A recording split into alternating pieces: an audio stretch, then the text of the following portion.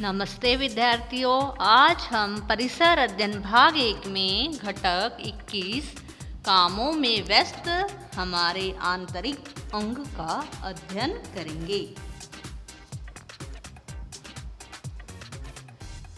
हमारे शरीर के अंदर निश्चित अंगों की सहायता से श्वसन, पाचन जैसे कई क्रियाएं निरंतर होती रहती है। इनमें से कुछ क्रियाओं और उन्हें संपन्न करने में सहायक अंगों की जानकारी हम प्राप्त करेंगे। इस घटक में हम पाचन का अध्ययन करेंगे। हम आहार नाल तथा पाचक अंगों के और उनके कार्यों की संक्षिप्त जानकारी लेंगे। आहार नाल, हम जो भोजन खाते हैं उसका शरीर के अंदर पाचन होता है, अर्थात भोजन से रक्त में मिल सकने वाले पदार्थ तैयार होते हैं। यह कार्य हमारे शरीर की अत्यंत लचीली तथा पर्याप्त लंबी नली के विभिन्न भागों द्वारा संभव होता है। इस नली को आहार नाल कहते हैं। इस नली का ऊपरी सिरा हमारा मुख और निचला सिरा गुदाद्वार होता है। मुख से गुदाद्वार तक एक ही नली जाती है, फिर भी इस नली का आकार सभी भागों में एक समान नहीं होता। आहार नाल के विभिन्न भागों की रचना तथा उनके कार्य भी अलग अलग होते हैं। आहार नाल के इन विभिन्न भागों को पाचन अंग कहते हैं। आहार नाल के बाहर की कुछ ग्रंथियां भी पाचन क्रिया में सहायता करती है। पाचन अंग भोजन मुंह के अंदर लेने के साथ साथ पाचन क्रिया का प्रारंभ हो जाता है।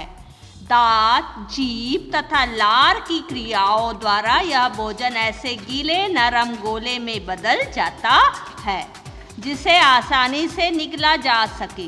निगला हुआ भोजन अन्न ग्रसनी द्वारा जठर में जाता है। जठर थैली के आकार वाला ऐसा अंग है जिसमें भोजन का मंथन होता है। जठर से स्रवित होने वाले जठर रस के कारण कुछ पाचन क्रियाएं पूर्ण होती है और भोजन के रोग कारक जीवाणु नष्ट हो जाते हैं। यहाँ भोजन का पतली खीर जैसे पदार्थ में रूपांतरण होता है। यह रूपांतरित द्रव आगे छोटी आंत में प्रविष्ट कराया जाता है। प्रौढ़ व्यक्ति की छोटी आंत लगभग 7 मीटर लंबी होती है। छोटी आंत के पाचन रस के कारण भोजन के पाचन की अनेक क्रियाएं यहाँ हो जाती है। यह पाचन में कुछ ग्रंथियों के स्राव की पाचन के लिए सहायता होती है। पाचन से शरीर के लिए आवश्यक उपयुक्त पदार्थ तैयार होते हैं और वे रक्त में अवशोषित होते हैं। बचे हुए पदार्थ बड़ी आंत में जाते हैं। प्रौढ़ व्यक्ति की बड़ी आंत लगभग 1.5 मीटर लंबी होती है। बचे भोजन पदार्थों में पाया जाने वाला अधिकांश पानी इस स्थान पर शरीर में सोख लिया जाता है और विष्ठा बच जाती है। विष्ठा पक्वाशय में इकट्ठा होती है। यह विष्ठा पक्वाशय में कुछ समय तक संचित रहती है। बाद में गुदाद्वार से विष्ठा शरीर के बाहर निकलती है।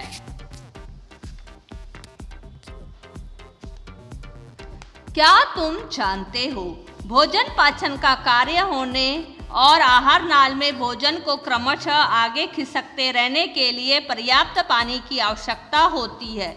यदि हम पर्याप्त पानी नहीं पीते हैं तो कोष्ठबद्धता हो सकती है, जिससे शौच के समय कष्ट होता है।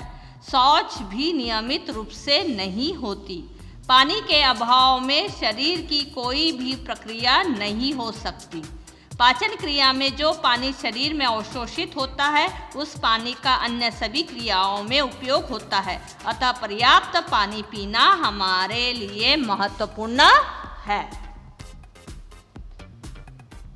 आहार नाल और श्वसन नलिका दोनों के ऊपरी सिरे गले में एक दूसरे के समीप होते हैं। भोजन का निकला गया ग्रास जब आहार नाल में प्रविष्ट होता है तब श्वसन नलिका का मुंह बंद हो जाता है। खाने में शीघ्रता करने पर भोजन का कोई कण श्वसन नलिका में चला जाता है, जिससे हमें ठसका, सुरहरी, सूखी खांसी लगता है। इसलिए भोजन ग्रहण करते समय न तो शीघ्रता करनी चाहिए और न कुछ बोलना चाहिए। हमारे दांत उत्तम और स्वस्थ बने रहे, इसके लिए उनके प्रति अत्यधिक ध्यान देना महत्वपूर्ण है। मुंह के अंदर प्रत्येक दांत पर दंतिन नामक पदार्थ का आवरण होता है। दंतिन एनमेल हमारे शरीर का सबसे कठोर पदार्थ है। इसके द्वारा दांतों के अंदर वाले नाजुक भागों की रक्षा होती है।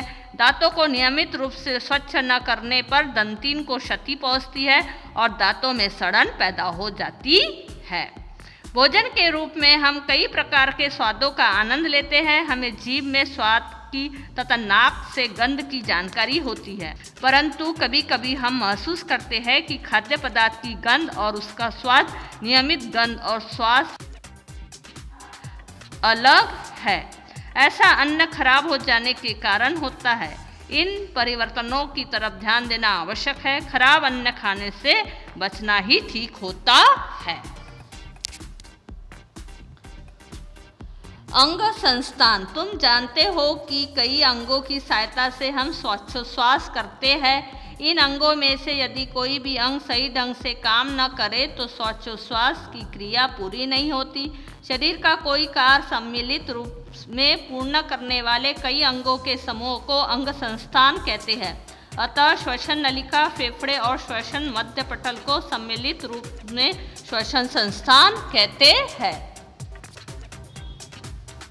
शरीर की ऊर्जा। श्वसन क्रिया द्वारा हवा की ऑक्सीजन गैस शरीर के रक्त में मिश्रित होकर शरीर के प्रत्येक भाग में फैल जाती है। भोजन के पाचन के बाद तैयार होने वाले पचे हुए पदार्थ रक्त में मिश्रित होकर रक्त के साथ शरीर के सभी भागों तक पहुंचते हैं। इनमें से कुछ पदार्थ शरीर के लिए ईंधन का कार्य करते हैं। हवा की ऑक्सीजन रक्त के साथ शरीर के सभी भागों में पहुंचने पर वहाँ ईंधन रूपी पदार्थों का ऑक्सीजन की सहायता से मंद ज्वलन होता है और शरीर को ऊर्जा प्राप्त होती है। यही ऊर्जा शरीर के सभी कार्यों के लिए उपयुक्त होती है। रक्त परिसंचरण। भोजन के ईंधनी पदार्थ और हवा की ऑक्सीजन शरीर के सभी भागों तक पहुंचाने का कार्य शरीर की रक्त वाहिनियों में सदैव प्रवाहित रक्त करता है, परंतु यह कार्य होने के लिए हृदय का निरंतर आकुंचन तथा शीतलीकरण होता रहता है। यह तुमने सीखा है। हृदय से रक्त को प्रभावित कर ले जाने और उसे पुनः वापस हृदय तक रक्त ले आने वाला रक्तवाहिनियों का एक जाल पूरे शरीर में फैला होता है। पूरे शरीर में रक्त के निरंतर प्रवाहित होते रहने की क्रिया को रक्त परिसंचरण कहते हैं।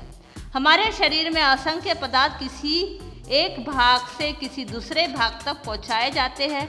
यह काम रक्त परिसंचरण द्वारा ही संभव होता है। हृदय और रक्त वाहिनियों के जाल को सम्मिलित रूप में रक्त परिसंचरण संस्थान कहते हैं। तंत्रिका संस्थान। श्वसन, मध्य पटल, हृदय, पाचन संस्थान इत्यादि के कार्य हमारे शरीर के लिए इतने महत्वपूर्ण होते हैं कि हमारे जाने अनजाने में भी ये दिन रात होते रहते हैं। हम कुछ कार्य अपनी इच्छा के अनुसार जब चाहे तब करते हैं। उदाहरण बोलना, दौड़ना, अध्ययन करना, खेलना इत्यादि। इन सभी प्रकार के कार्यों पर ध्यान देकर वे कार्य सही समय पर सही विधि द्वारा होंगे, इसका विश्वास होने को समन्वय स्थापन कहते हैं। ऐसा समन्वय स्थापित करने का कार्य मस्तिष्क करता है। मस्तिष्क और शरीर के विभिन्न भागों में निरंतर संपर्क होता रहता है। उसके लिए ये संदेश वहन करने वाले तंतु एक दूसरे से परस्पर जुड़े होते हैं। इन्हें तंत्रिका तंतु कहते हैं।